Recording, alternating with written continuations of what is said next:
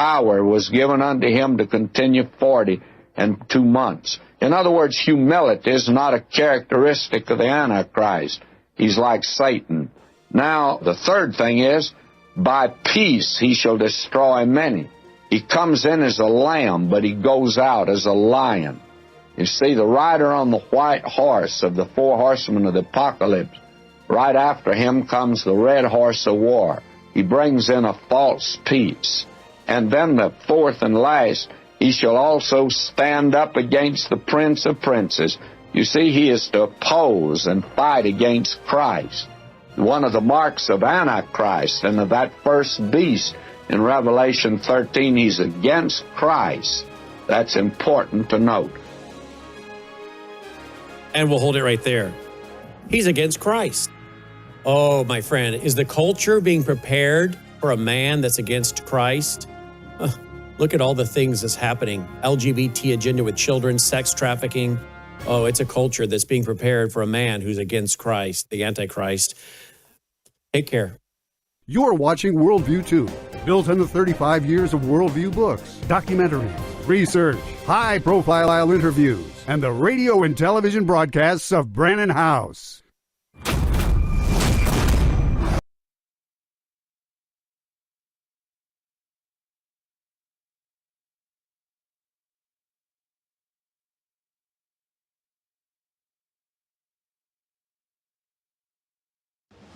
Colonel Rob Maness has a lifelong record of providing dedicated service to this nation. Having worked his way up from the enlisted ranks to full colonel, he served our country for more than 32 years.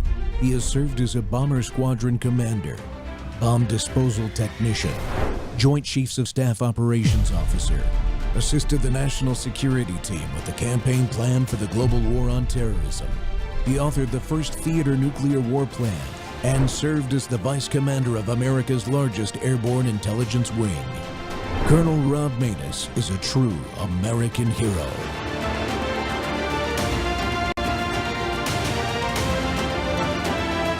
This is Rob Maness Live. If you agree with this statement, then stand up and show your support. The first duty of the American government is to protect American citizens, not illegal aliens.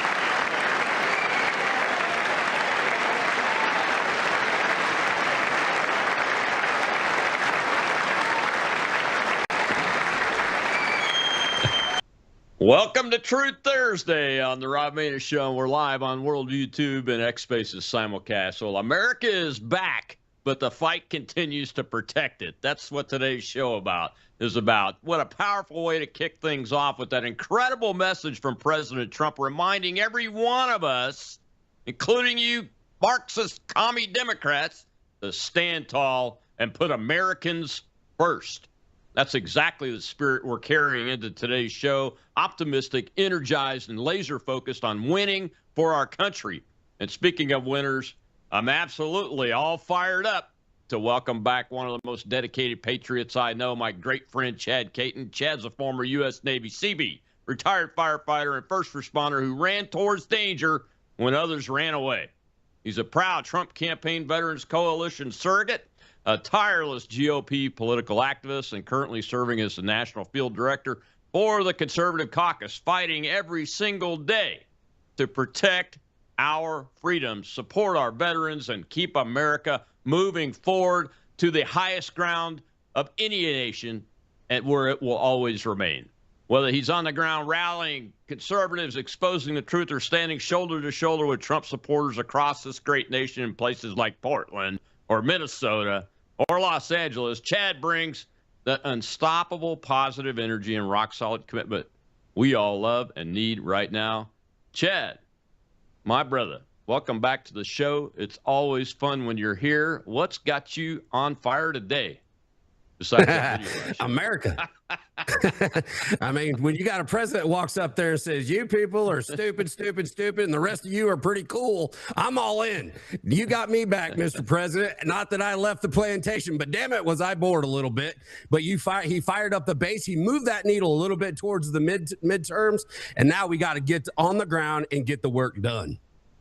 Yeah, absolutely. So what'd you think of the Democrats I don't know if Fetterman stood up or not. I don't know where he was sitting, but I didn't see any Democrats standing when he made that statement. Not one. Well, that's their job. Cry. That's what the Democrats are all about at this point. Cry, cry, cry, cry, virtue signal a little bit, cry for somebody else, and then flip the script so that everybody can think that in the wide world of sports, that in some way or another, it's Trump's fault. I don't care if you stubbed your toe, got a flat tire, or got stuck in traffic. It is Donald J. Trump's fault. And you saw it written all over their face, but Donald Trump had a plan for him at that State of the Union, and he made them all look like absolute 1,000% idiots. And here's the thing. Again, we are pumping right now. And the Democrats, that's all they know. They have to cry. Yeah. They have to say that I can't stand. Screw you, Mark Kelly, by the way. You can't stand for what is right and that is our citizens instead of an illegal foreigner who, by all means, could be here as a cell or, for that matter, a rapist, a murderer, or even worse, somebody that has done mass murders. We've seen that. They've actually arrested people that have killed more than one person. Not that one's not bad, but we keep letting these people out. Look at Portland, Minneapolis. I've been there. This place is 1,000%. I mean, I'm surprised they haven't taken down the statues of Christopher Columbus in most of these cities and put up Stalin. It is that bad at this point. And Donald Trump said, we're not going to take it, and I'm not going to put up with your BS. It's beautiful. I'm pumped. Yeah, there is a statue of either Marx or Stalin or Lenin somewhere out there in that Pacific Northwest. I don't know if it's in Oregon or Washington State, but they have done it. Well, Colonel. I like the beard, though. I like the beard. Did you? It took me a long time to grow this. I started at 18. That was my favorite line. Go ahead. There is actually a satanic worshiping center inside the Minneapolis Capitol. I was there. I was there with Laura Ingraham. I was there with Nick Sorter. I was there with Commander Bovino and our Secretary Treasurer Bassett. We were sitting there. There is a satanic, I don't know what you call it, where you pray to it, or a statue and a card that say the Satanic Democrats of Minneapolis. They let that be in their Capitol building. These people have completely gone off the reservation. So I just wanted to put that out there because people should know. Mississippi got an answer for that. Michael Cassidy from here, who was a congressional candidate a few years ago, went up to Des Moines where they had one of those, and he knocked it down. Won his court case too, by the way. All right, my second favorite line after that one, that was my favorite line of the State of the Union address. My second one was when he called out the Somali pirates for raiding and defrauding the American taxpayer of billions of dollars, which got the little Islamist lady, Ilhan Omar from Minnesota, to yelling and screaming and pointing her fingers at him. What was your favorite line after the first one? Well, I couldn't be wrong. When there's nothing better than watching the human tampon that is Ilhan Omar lose her absolute loving mind. And the reason why is because she's un-American. She's viciously defensive of Somalia. And as somebody that myself, who has been attacked by Somalis investigating the fraud with Mehek Cook at the Jubba daycare, where there was no kids, there was crack and needles outside. They didn't even have a working air conditioner because you know how I know that? It was sitting in the middle of the parking lot. These people had brought in hundreds of thousands of dollars since January, and this was January 25th. They had already gotten a $175,000 check. We went there, just knocked on the door, and a raging bull of a Somali came out, threw my heck out, and I had to point him in his forehead and say, don't touch me.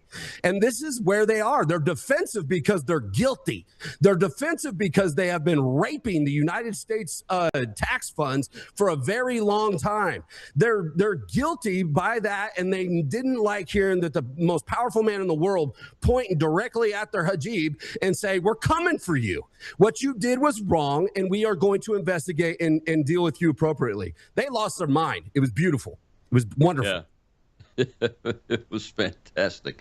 The Now, you've been out in Southern California, I think. Just got over back the yesterday, last few days. What's going on out there? Well, I'm it's beautiful. We can fight for this state, man. We got to keep California in the game. Fifth largest economy if it was its own country. Just the beauty and majesty of it all. And we did talk. We went to Palisades and did an investigation there. We interviewed quite a few people. And I'm going to tell you right now, the Palisades, if they were ever blue, they sure as hell aren't anymore. Not even close. Yeah. Malibu, very red right now because of everything that Gavin Newsom and Tiny Bass said to President Trump, that they were not going to have any red tape. They weren't going to do this, and they were going to get these people put back where they needed to go. That's not true. I was there just 2 days ago, a year and I think 3 weeks since the fires. And they were having a farmer's market of engineers and construction companies because they're still getting through the red tape and they haven't even begun to decide what homes they're going to put on their old foundation. It's disgusting. It is thoroughly disgusting. And then we hear that the government will buy their lot from them and they want to make low income housing. Oh, well, that's super. So we decided to go to Skid Row and see how that worked out. So we went to Skid Row to see how they do deal with the low-income people all the way to the point of homelessness. And I was on the street doing my prep on my live, Colonel. And the next thing I know, a transvestite named Gary came up to stab me. Really? On tape. Had to call the police. Big shout out to LAPD Central Division. Those guys were not messing around, and they had our back. It was great. But myself and the BC preacher that is on X, we walked out there, started filming, getting ready to go out there and investigate. And a transvestite came up to me, and his name is Gary. And he went off and argued with us for about 45 minutes to an hour. And then finally pulled a knife and tried to walk behind me, and preacher stopped him. So we had to call the police because he wouldn't get away from the car. He kept looking at the tires. And these people are crazy. And the things we saw on Skid Row, it just makes your heart bleed. And California is a cesspool. Gavin Newsom has destroyed a beautiful place that I lived while I was in the military. And it is disgusting. I talked to a friend of mine that owns a home up in the hills. It's nothing special. He pays $15,000 a year on property taxes. He's like, they're making it so we can't be here. And I said, you're absolutely right. And for a guy that surfed his whole life and gave 2 flips about politics, he sure as hell does now. Yeah, I mean, that's what I think is really going on is they're trying to run them out. Or wait them out so they can't get their asset back, and because these crazy people believe in not owning anything. They really are. They're enacting that through these nefarious means when they get the opportunity to do, like the Palisades fire. It's just disgusting and despicable. Did you hear anything about the California governor's race while you were out there? Did you guys talk about that? No, but I've heard from a lot of people on X that really, really, really, really want me to be okay with Sheriff Bianco. And I'm sorry, as a former CB and a firefighter and public safety servant, anytime I see a picture of an elected official at the crotch of BLM taking a knee, I don't give a flip. You will never get my vote. You don't get to say you were praying. You don't get to tell me that you in some way or another were ideologically trying to save your county. I don't give a flip. We are in a time in our country right now where we need some spine. I don't need another floppy Republican out there in California. Everybody's like, well, there's a lot of moderates. No, there's a bunch of retards. And what we have to get past is put Republican people with the conservative values that are necessary for us to maintain that and to build from it through capitalism and what makes this country so damn great. We don't have time for those kind of people. Now, Steve Hilton has said some DEI crap that I don't like either. So, and I kind of have a problem with somebody with a foreign accent in these high positions. But you know what? There ain't any other Republicans. So as it sits right now, the way the Bianco people have been coming after me on Twitter or X, I'm fully behind Steve Hilton all the way. Yeah, you're reading my mind. I was like, man, I don't know if I could vote for a dude with a foreign accent. It's hard. It is really hard. If you haven't been a citizen long enough to lose at least most of that, it's hard to vote for you. But the more I've seen of Bianca, the more I would. If I was a citizen of California, I'd be out there campaigning for Steve. Look, as Reagan said, if I can agree with somebody 80% of the time, then he's my friend. And I haven't heard much out of Steve that would change my mind on that. But Bianca is out there. He's way out there. And Colonel, we can't do that. These people, the thing that bothers me is that they're like, well, he's DEI. Well, there's a difference. There's one thing to pander, right? You got to pander to some counties. I hate it, but I understand the game. What do I always say? Shell knows over there in spaces. Learn the game, play it better, then only you can kick their ass. So understanding the pandering that he may be doing right now is okay. I don't like it. I'd like somebody that talks the way I do, or that goes up there and talks like Trump and says, this is what we're going to do.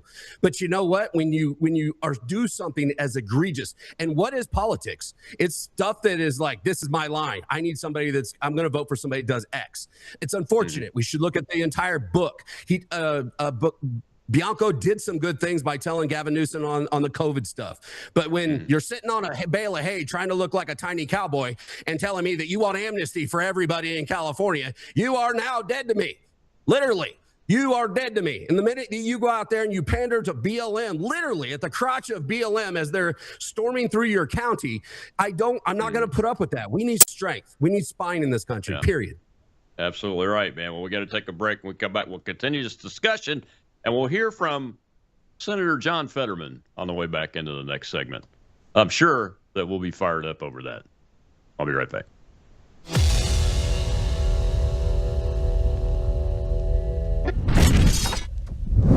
You woke up with a sore throat and a low-grade fever. You know you are getting sick, so here's your choices. You can get sicker and miss work. Try to see a doctor this week, or sit hours in a crowded waiting room at urgent care. I have a smarter option for you. Open your medical emergency kit. Match your symptoms to doctor-recommended prescription in your booklet and take the right meds now and get well faster. This is not a first aid kit. It's like having an urgent care in your home. It includes doctor-prescribed medications to treat over 39 medical issues like respiratory infections, strep throat, pneumonia, UTIs, and more. No waiting to see the doctor and no standing in line at the pharmacy. It's right here. Every home should have at least one medical emergency kit, and here's how to order. Go to worldviewhealthcare.com. Your kit to treat dozens of common and serious illnesses is rushed to your door. worldviewhealthcare.com. That's worldviewhealthcare.com. The emergency kit available at worldviewhealthcare.com. Make sure you don't have to go to urgent care. I got pneumonia. I didn't have to go. I took this last year. Stayed at home. Went to bed.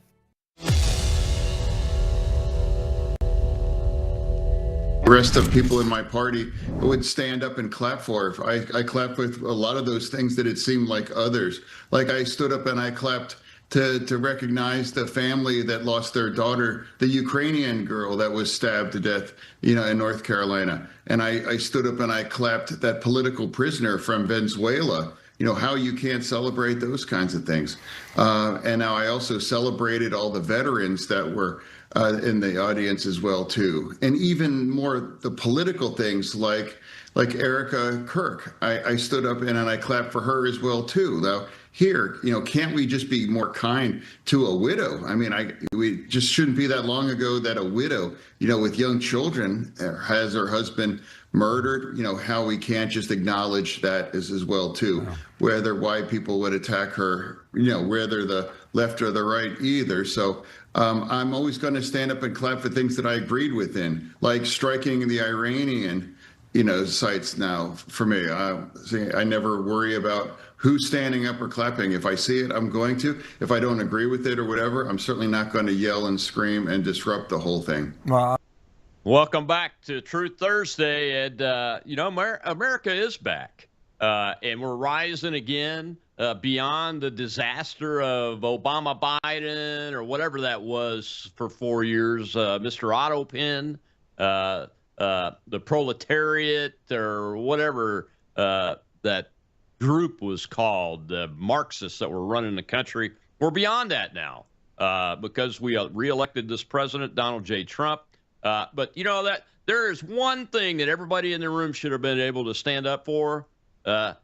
Definitely one thing for sure, in addition to the medals being awarded to the military folks, and that is you're there as the government to protect American citizens, not illegal aliens, and they didn't do it. They didn't do it. My guest today is Chad Caton from I'm Fired Up. But Chad, he's the National Field Director of the Conservative Caucus, by the way, folks, and you can go to their website and help them out. I'm sure he'll pass that along before he gets off the show. But Chad, Fetterman, I was hard on him when he was running for U.S. Senate before he got his brain injury, his TBI there, because he was a Marxist. And now I don't know if they did some kind of surgery on his brain after he had the stroke or what, but he seems to have taken a moderating pill of some sort, or he's faking it really well. One of the two. But there needs to be more people like that. Yeah. It definitely wasn't on my bingo card. And, there's people that have been knocked out or went in brain surgery and they woke up with an English accent and never been in England a day in their life. I didn't have it on my bingo card when they fixed Fetterman's brain that he was going to come back as a conservative. But hey, I'll take it. And he's speaking to the moral compass of an average human. He's not in the weeds on geopolitics or inside of the economy and understanding tariffs. I mean, he's speaking of basically the golden rule. This is what we should stand for. This is where the moral compass of our country should stand. And that's something that the entire country needs to see and will see in the general election, when every Republican in the country is using that footage of those Democrats sitting on their ass as the president of the United States said, "Will you please stand if you agree with me," which is pretty much fundamental. But if you agree with me that it is more important that we protect our citizens of this country other than illegal aliens, and they didn't stand. And that means you, Mark Kelly, you piece of crap. You want to sit there and talk about how you're some damn war hero, but at the end of the day, you can't stand for something as simplistic as being in a position to go by your oath and protect the people of this country. You are a traitor.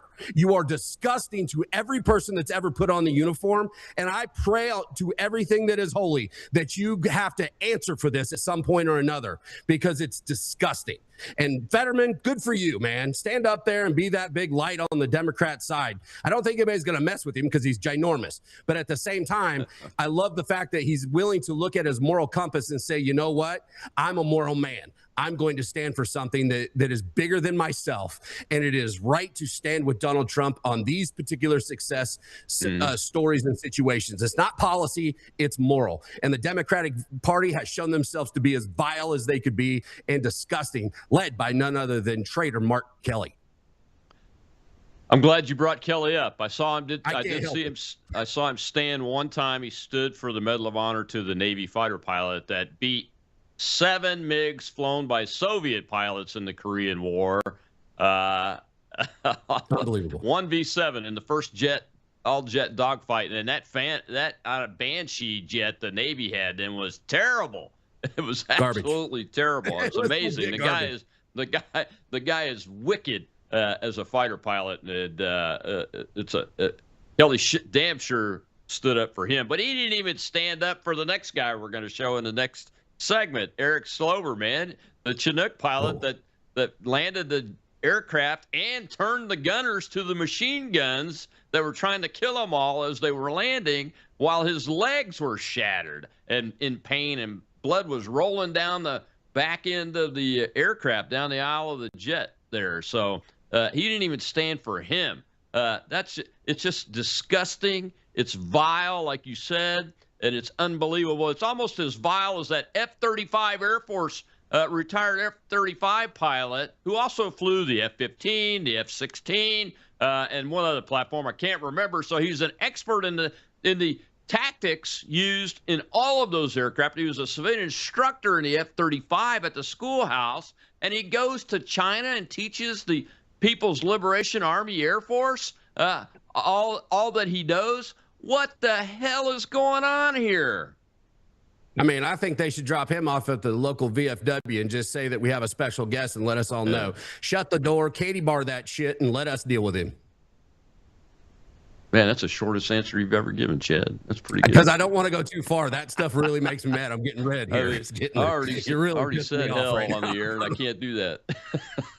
I'm trying real hard, man. You're hitting in the feels right now, and I really like to go off on people. To go back to the senator, are you concerned? I'm a little bit concerned. I have this, like, my spidey senses tingling just a little bit when I listen to him, because I hear every day from people, and I know you do too, from people that, man, can't we just go back to the way it was when you had Sam Nunn and great senators on the floor of the Senate from both sides of the aisle. They could have a civil debate and get bills passed that were good and do things for people like America's veterans, and then walk away and be friends. Don't you want to go back to that? I hear it every day. And Fetterman's, the way he's acting now, makes me feel like, oh yeah, maybe we can do that. But the spidey sense. So what you're saying is we have to give a lobotomy to the rest of the Democrats.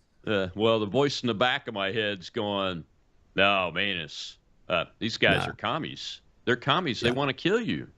And they not only say it, they demonstrate it every day, like you were talking about with Tranny Gary there.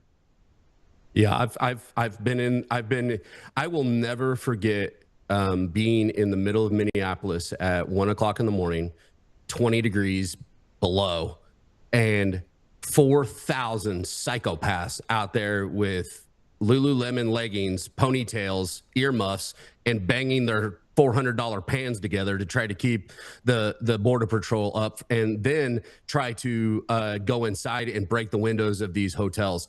It was crazy for me because even in Portland, the Patriots came out. We took over the camp. You know, in Chicago, there was Patriots that were counter protesting, doing drive-bys and telling the people there at the ICE facility what's up. There wasn't any of that in Minneapolis. As a matter of fact, people were coming out of their condos at 2 o'clock in the morning, pumping their fists to the protesters. I haven't seen anything so disgusting in my life in Minneapolis. And I don't know how we go back from that. So I like the people that say, can't we go back to where is reaching across the aisle? I think those days are gone. I think we're moving a lot closer to how the Koreans do it, where everybody brings a Filipino stick in there and they start smacking each other. That's where I feel like we're heading. Everybody feels it. There's a whole bunch of G.I. Joes out there that want it. But at the end of the day, we have to keep staying in the breach and fighting with this war on information and hypocrisy, which is coming out of the left. And we're able to have shows like yourself and this great network to put it out. This isn't really that new, though, right? I mean, we've seen this throughout our entire history, even before the American Revolution happened and the Declaration of Independence, which we're celebrating 250 years of this coming July. I'll remind everybody. I mean, Americans have been kind of going at each other politically the whole time. Sometimes it's worse than others, like in the 1860s when we killed 600,000 of ourselves. But other times we all come together and get good things done. Hopefully, we could still come together at some point and find something that everybody can agree on. But man, if you can't stand up to say your responsibility in the government is to protect American citizens before anything else, that's crazy. Well, my biggest thing right now, I like to make things simple for people to understand. And the way I look at it, you know, back in the days of Kennedy, we had the Republican and the Democrat Party. They worked across the aisle. They tried to work with one another. And that was because you had two different sides, but both of them were the athletes, right? In high school, they were two different football teams. But now, for some reason, in some way or another, the Democratic Party has got rid of their football team and went and got the drama club and the AV club and told them, hey, you guys are now in charge. This is where the meek have inherited the world, and they're still trying to push their own stupid ideology to what they play with in their hall and try to sit there in Dungeons and Dragons and make it a real world with lizard people and what other commie BS they want to bring into this. It's bat-ass crazy. I don't know another way. And Donald Trump agrees with me. He pointed to all of them and said, you are crazy people. You are legit crazy people. And that is where we're at right now. And I hope the whole world saw it at the State of the Union. Well, I hope the people saw it are the Democrat voters, man. Surely not all of those people that still say they're members of the Democrat Party believe that they shouldn't be taken care of before foreigners, especially foreigners that are illegally in the country. I mean, surely there's enough of them that they can hold some of those people accountable. But, you know, their votes are rigged, too, even more so. Well, for now. Look how Hillary Clinton, you know, Barack Obama. You're just bringing up all the people I hate today, aren't you? Well, this is my one show where I get to do that, and I know I'll have a good answer. I get it. Back through the microphone. So we got a couple minutes before the break. Let me think of something else here that is not going to make you mad. Man, I don't know. Oh, I like puppies. I like puppies too, and I like kids. The little girl the president highlighted that was almost dead. She almost died. Yeah. Little Hispanic girl, American, from a Hispanic background. Her dad's there, and they won't even stand up to protect kids, man. I mean that one broke my heart right there, because we do a lot of work in this. Yeah, we do a lot of work to protect children with our government at every level. We do, and that one took me aback. It really did. Well, it didn't take me back, because I understand how vile these people are. And the thing is, orange man bad. It doesn't matter if you have, a brand new puppy that was ran over by something and he only has one leg and whatever. They don't care. They do not care. Yeah. They have lost all sense of moral compass, and they have put themselves in a position where they have orange man bad, and that's all that matters. We cannot give him anything. Yeah. We cannot give any ground whatsoever. And what it did, and I think that's why they had all of the other State of the Union BS, where they had the giraffes and the corn and the frogs and all of that from Portland, and they had their own State of the Union, because the Democratic Party knew they couldn't let these mental midgets be sitting in that room. They said, all of you crazy people need to come over here with the Portland frogs and the roadcaster guy in his giraffe outfit with a thong, and come over here and have fun, because if you're in that room, you're going to make the entire Democratic Party look like total assholes, and when we're going to lose the midterms because of your actions.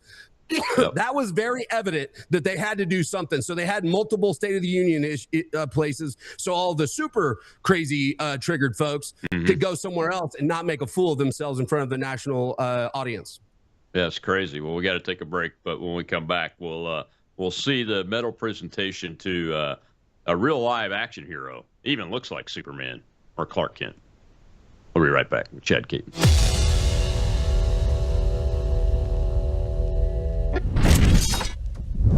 What if millions around the world could access Bible teaching and worldview training for free right now without hitting a paywall? That's exactly what happens every day at worldviewtube.com because of the Worldview Weekend Foundation. We don't lock our live stream behind PayPal. We don't restrict our content to members only. Instead, the Worldview Weekend Foundation helps cover the cost of delivering free educational and ministry programming to people across the nation and around the world. And it's not just programming. My Sunday night church service, where I taught verse by verse through Revelation for 18 months, and now I am teaching through the book of Daniel, is made possible through the support of our church, Worldview Weekend Foundation. If you believe this kind of truth-centered biblical teaching must continue, donate today. Go now to worldviewfoundation.com. You'll also find our mailing address and phone number there if you'd rather give by phone or mail. That's worldviewfoundation.com. Thank you.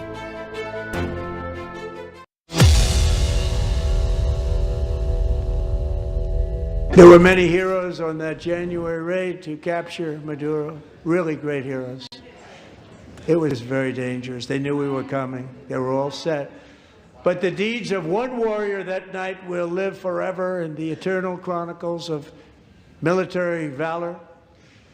Chief Warrant Officer 5, Eric Slover, planned the mission and was the flight lead in the cockpit of the first helicopter.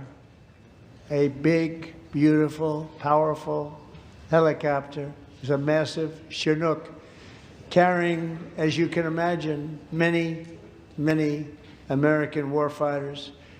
Wearing the dog tags, his wife Amy had blessed with holy water before he left. She knew it was going to be a rough one. Eric steered the Chinook under the cover of night and descended swiftly upon Maduro's heavily protected military fortress. While preparing to land, enemy machine guns fired from every angle, and Eric was hit very badly in the leg and hip, one bullet after another. He absorbed 4 agonizing shots, shredding his leg into numerous pieces. The success of the entire mission and the lives of his fellow warriors hinge on Eric's ability to take searing pain. It was unbelievable what's happened to his legs of the bullets, and keep on flying and landing and I'm thrilled to say that he is here tonight with his wife, Amy.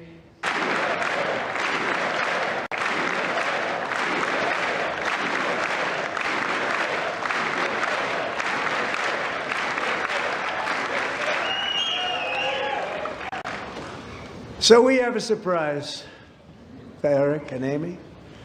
In recognition of Eric's actions above and beyond the call of duty, I would now like to ask General Jonathan Braga to present Chief Warrant Officer Slover with our nation's highest military award, the Congressional Medal of Honor.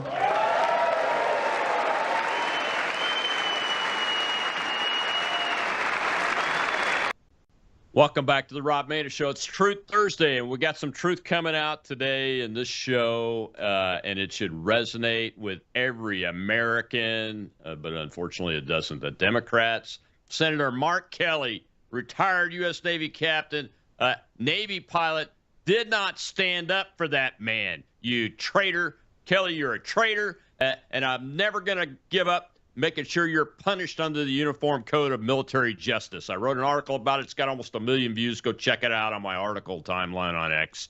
The man is despicable. And my guest today is a great American, former CB, fireman, first responder, steps into the breach when not very many people are going to do that, and is still doing it today for you and me, Chad Caton, who is the National Field Director of the Conservative Caucus, and a pretty darn good political operative, too, from what I can tell. Chad, the guy, you and I both been on the stage with the president, and we've heard this phrase more than once. I wonder if somebody took account of how many times he said, "This guy's from Central Casting," or "right out of Central Casting," because that's one of the phrases he sees when he sees somebody that's a high performer coupled with beauty, like that man is, looking like Superman there, even though he's on a walker, for God's sake. Right. The president's favorite phrase. He's right out of Central Casting. Somebody had to get a count. It's probably over 100. But I didn't get the Central Casting. Yeah, I didn't either. But he said I was handsome, but I didn't get Central Casting. I think this State of the Union, I don't know how the president does his speeches as far as how they're put together and everything, but I got the sense with this one that he actually wrote most of it in his own hand, whatever was put in that prompter, because he didn't go off prompter very much at all. And it was just really, every line of it was compelling. And what he did with the military folks, especially last night, we haven't seen that before, especially 2 medals of honor be presented like that in public, outside of the White House or some other private setting. I think it was brilliantly done. It was well done. Nobody on earth, unless they're psychopaths like the Marxists, would dare complain about it. But this guy's, the story, we knew there were going to be some stories come out of this Operation Maduro because it was so well done. And we had heard that somebody had been shot a few times, but the mission was completed and everything. But this guy, he's a stud. Yeah, all you have to do is look at his rack on the his ribbons and whatnot. And you can tell this isn't somebody you want to walk up to and run your mouth. He's been in the game for a long time. He's got the rack to prove it. And to sit there, and this was anti-aircraft fire that 40 millimeter. I mean, he wasn't getting shot with 5.56, 223 for those of you who understand your ammunition. He was taking on some anti-aircraft and hitting his Chinook. And for those of you who don't know, you do have to use your legs in order to operate a Chinook. You really do. You have a co-pilot, of course, and I don't know the nomenclature of who can take what, and I'll leave that to the flyboys.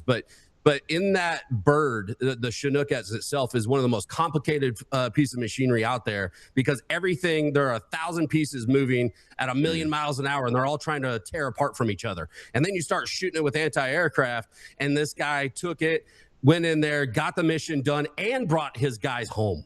That is just unbelievable. But that's the Night Stalkers. And I know you know them. I know them. The Night Stalkers out of Fort Bragg are no joke. And those guys are all linebackers, and they all look like they're out of Central Casting and some war movie. But they walk out there and they do the job, and they do it perfectly every time, no matter what. Yeah, absolutely. You know, this was a historic moment. His first Chinook helicopter pilot to be given the Medal of Honor. First Chief Warrant Officer 5 to earn the Medal of Honor, and very rare public award to somebody in special operations that is close to Delta Force, Task Force 160, the 160th, where they fly these out of, these guys that you were talking about. Can I speak on that point real quick? Those guys don't normally go out in public because their families and them are at risk. You know, go ahead. Yeah. And you saw that humility on his face. Every bit of that man standing there holding his walker was one, pain, and two, he is like, I don't want to be here. I want to be with my men. Those guys that get these awards like that, all he's thinking about were the guys on that Chinook, the guys that jumped off the Chinook, the guys that fueled the Chinook, the co-pilot, the medic on the Chinook. He's thinking about all of those guys and what they did. You saw it in his face. You saw that 1,000-yard stare. You saw that special operator in his mindset that is not supposed to be outside the shadows, taking this type of applause, if you will, and he did it with absolute humility, and I am proud that guy's on our side. And there has been people out there that have been running their mouth. There's been a couple of MSNBC folks that called it an award show. Okay, I'm not gonna get too far into that because I got something to say to them, because those two awards with that blue ribbon are so touted, and most of the time those are given posthumously to those soldiers to have both of them sitting in that room, one from a top secret situation that couldn't be talked about for the last 50 years, and the other one from something that was one of the most amazing special forces maneuvers ever. And for him to be standing there looking like Captain America, it was a special moment. I was on a plane trying not to give my hoorah and pump my fist, but I didn't want to get in trouble. But it was special. It was absolutely special.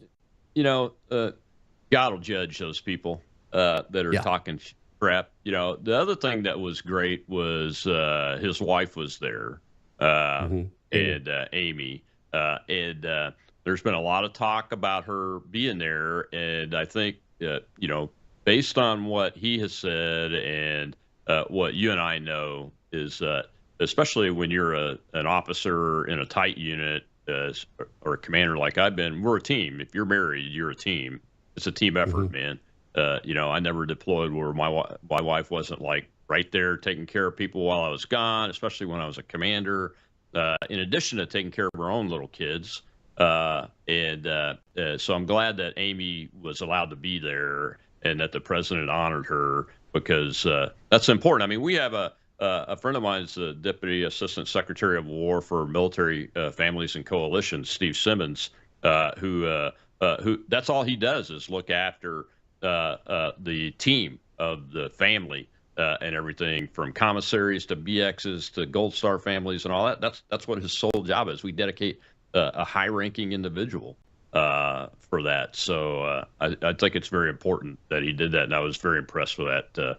And they make a great team right out of Central Casting, as the boss would say.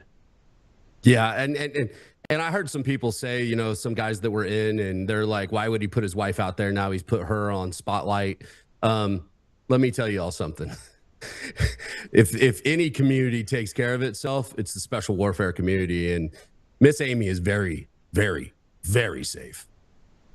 Yeah, don't forget that a Special Operations Green Beret colonel shot 2 Chechens posing as utility linemen on his property. That story's never been fully told. I don't know what it is, but they were Chechens, 2 of them, mysterious linemen out of some outfit in Chicago and North Carolina, and he offed them. So just remember that, bad guys and bad girls. Always vigilant. Yeah. So, I mean, he did go into policy, and I thought the president did the best job so far of this administration, not him specifically, of the administration publicizing the wins, just to shift a little bit from that. Did you feel that way too? Because I felt he did a really good job. It's going to help with the midterms. It's not going to hurt, and those kind of things. Yes, I thought you did a great job, Colonel. The only misstep that was out there was trying to explain to the American people that you're better off. It takes a while for that economy to catch up to us. And there's a lot of people saying, what is he talking about? I thought that was a misstep, saying help's coming, if you will, or understanding that economic delay, if you will, as he's able to say jobs are up, job per hour is up, salaries are up.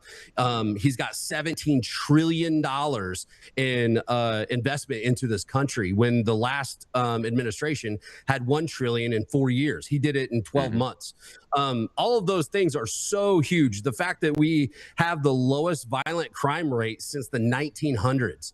They all want to say that's not true. Well, the only people that are committing violent crimes around me is when I was in Portland, when I was in Chicago, when I was in Minneapolis, when I was in California. Those are all the places I see violence. And that's where the president and what they've been able to do through the DOJ, whether you like Pam or not, they've been able to catch, I think, 35,000 pedophiles. They're out there getting the job done, and the president did a great job, with the exception of him being so far on that spectrum of understanding the economics because it's his policies. He didn't realize, and that's because he's so, I guess the word is insulated, didn't realize that the American people are going to have to need a couple months to see that catch up to them and their billfold at home. Yeah, it's great. Gas is really low down here. Price of eggs has dropped again. But, man, beef, you go out to a restaurant and have a steak, that even surprises me. And I usually don't even pay attention to the bill. But so people are still feeling it in that. We just got to figure out how to help them. Yeah, absolutely right, man. Absolutely right. Well, we got to take a break. When we come back, we'll see, talk about the elections going on in Texas, but I'll take the question from the audience right after this break.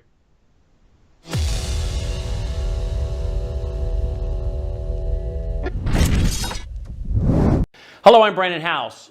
Is the government tracking you? Do they have access to all your data? Well, if you go to worldviewtalk.com, you'll find out about a cell phone company that, does not store your data. They don't do that. This is what they're known for. They don't store your data. You have privacy. You're not being tracked.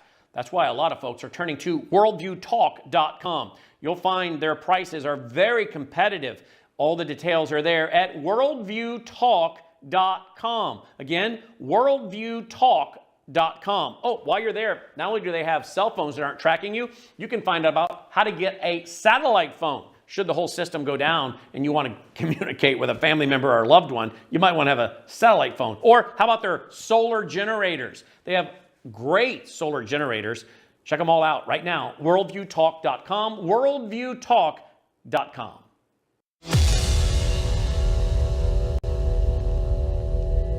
Well, Colonel, everybody knows you're a firebrand when it comes to conservatism.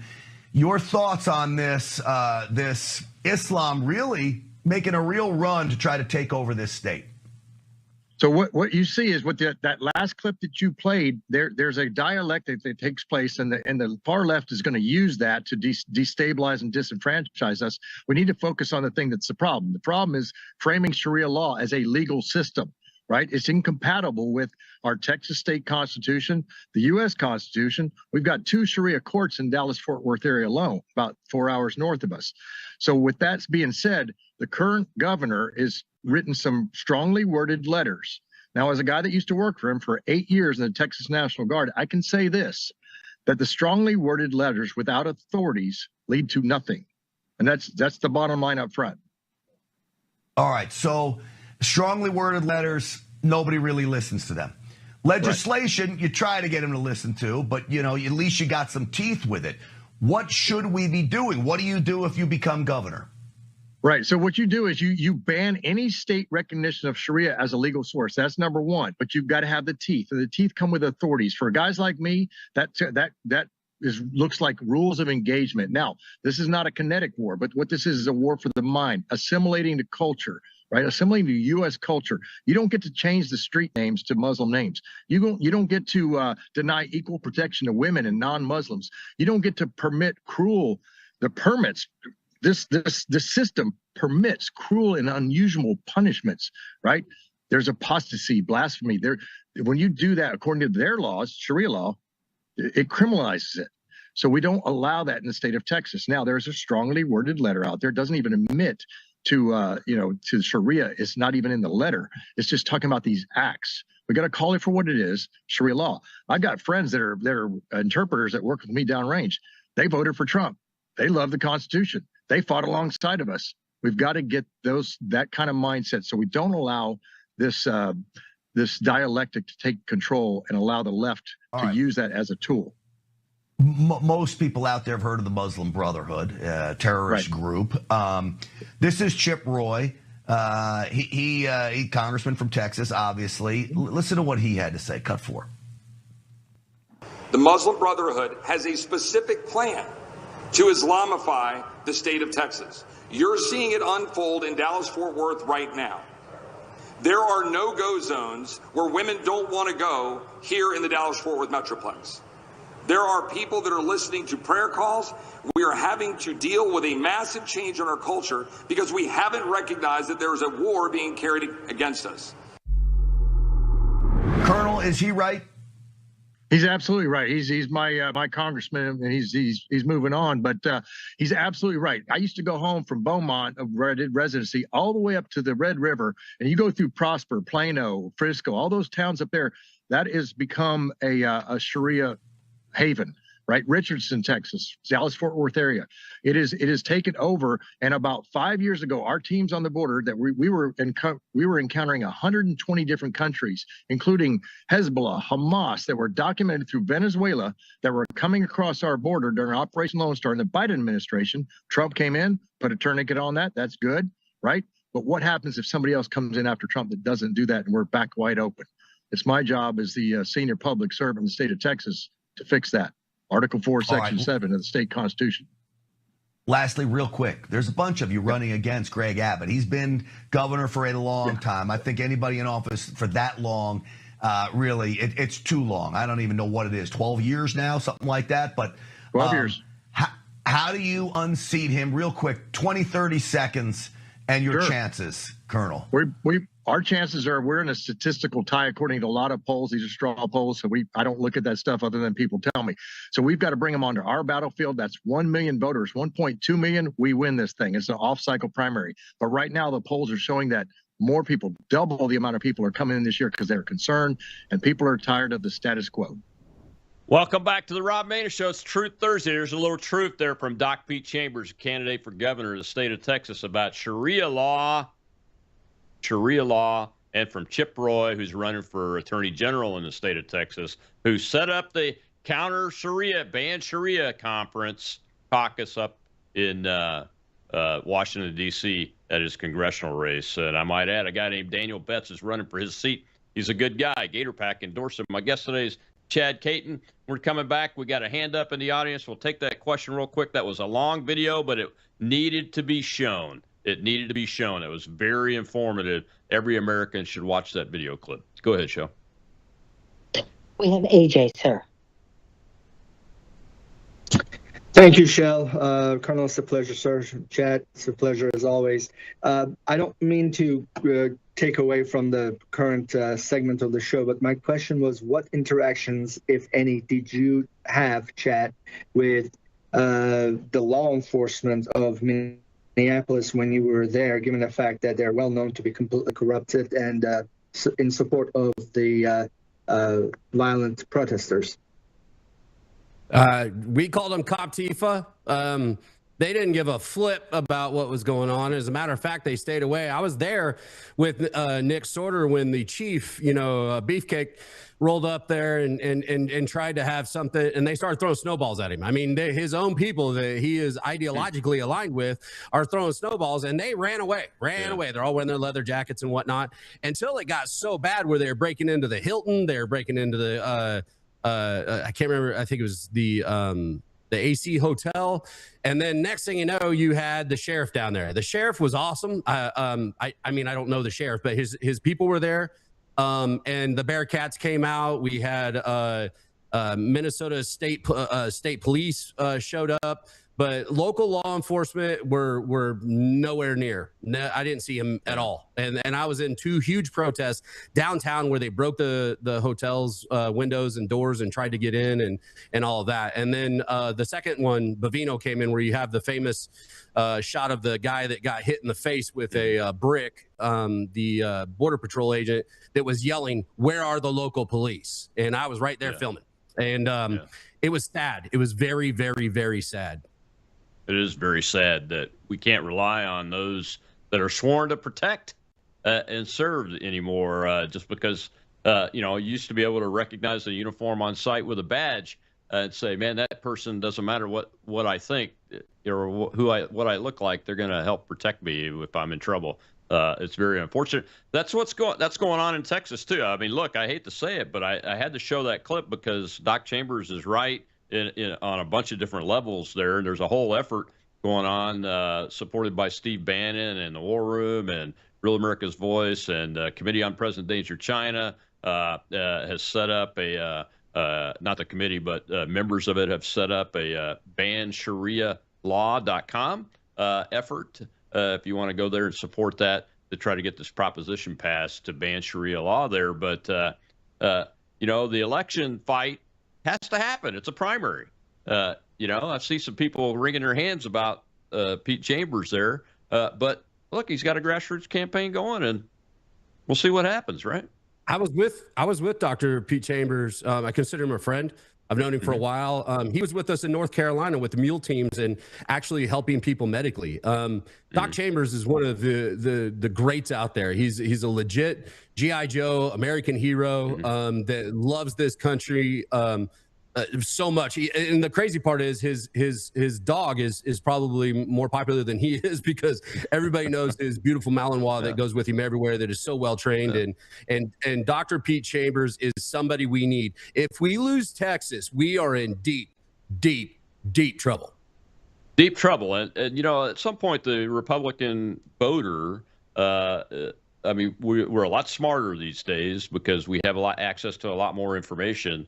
But at some point, we're going to coalesce to be able to get the globalists and those kind of folks out of the positions of power and move people like Chambers in. I'm interested to see what's going to happen. I'm endorsing him. I'll put an endorsement out either later today or tomorrow. I think he's worth the battle. And folks in Texas, get out there and vote. Tomorrow's the last day of early voting, and then you got Election Day next Tuesday on March 3rd and everything. And there's a lot more going on there. That guy, Chip Roy, he's running for Attorney General. He's the author of the SAVE Act, Chad, that everybody is fighting for. And the president asked for support for it. That's who that guy is. I mean, so you got some great people to vote for. I'm sure their opponents are great. There's some opponents that are great too. Although I don't think I would vote for Greg Abbott based on what some of the things that I've seen. Hot Wheels was out in the 80s. Let's be done with it. Yeah. He may be a nice guy with good intentions, but the action. Don't go by what people say. Look at what they do. Right, Chad? That's absolutely right. Especially when we are dealing with an entirely different culture coming into one of our great states, and that of Texas, and we're watching it happen. I've been to Texas. I've seen the mosques and everything. It's not compatible, and they are. I blame Abbott a lot. He has not done enough, and every time when they were trying to build that huge neighborhood, it took the entire country blowing him up to get that legislation in that particular town to not allow that build to happen. So we shouldn't have to work that hard. It should be pretty commonsensical. And, that's why I always tell y'all, go figure out who's paying these people and donating to their campaigns. It shows a lot. Yeah. And look, folks, if you haven't seen the video clip, I'll probably do a show sometime that has it in it. But Mamdani, the mayor, the Marxist Muslim mayor of New York City, there's a video clip that just came out yesterday morning of his police officers, elected officials. They're doing a Muslim prayer And those guys are behaving like Islamists with their hand motions. I didn't even have to listen to the audio. I'm like, man, the Islamists really have captured the government of New York City if he's got them already doing that kind of stuff. And nothing good happens from that, Chad. Nothing good is well, they're all downstream getting from beat. that. Then they got beat up in a snowball fight to the point where they were smacking these officers in the head. And then Yeah. Mandami comes out and says, all I saw was a snowball fight. Hey, Mandami, Yeah. how about you come have a snowball fight with me and my buddies? I will Yeah. come to New York. I'll bring some of my homies and we'll have a snowball fight with you and bring the vitriol that we saw with the ice and the snow that was being thrown at those officers. It's disgusting. Absolutely. I would have turned my badge in that day. It is, man. Well, got less than a minute left. Go ahead, Chad. Tell folks about the Conservative Caucus, the movement that you're leading there. What's coming next from that, and what we should expect during the rest of the midterms from y'all. Well, we are going to be real involved in the general elections. We're a big believer in let them fight it out. We have our ponies that we're hoping for, but we're going to be talking to a lot of these winners in these primaries and really get behind them in the general election. We need everybody to get behind an organization that's actually doing something. That's why you see me on the streets. I'm not sitting in an office somewhere collecting a paycheck and talking policy. I'm out there talking it on the street. I'm actually bringing you what I find. I'm going out there and putting myself in bad situations so that you can see the vitriol and the vile domestic terrorism that we've got going on in this country. We're doing that because the Conservative Caucus is going to stand in that breach. Go to the conservativecaucus.org. You can put in what state you're in. We don't send you a bunch of stupid stuff. And we actually have directors in each state that if we are doing something in the general or for that matter necessary, just because I might be out there and we're getting ahead of a bill or a policy, we'll hit you up and ask you to come stand with us. That's what we need right now is we need spine and we need people that are willing to stand with Americans, that are willing to keep this country exactly what it is. And that's the greatest country on this planet. And it will always stay that way as long as you fight for it. Come join us over at theconservativecaucus.org and we'd be glad to have you. All right. Thanks, brother. Appreciate it. Great show. On X, I'm fired up too.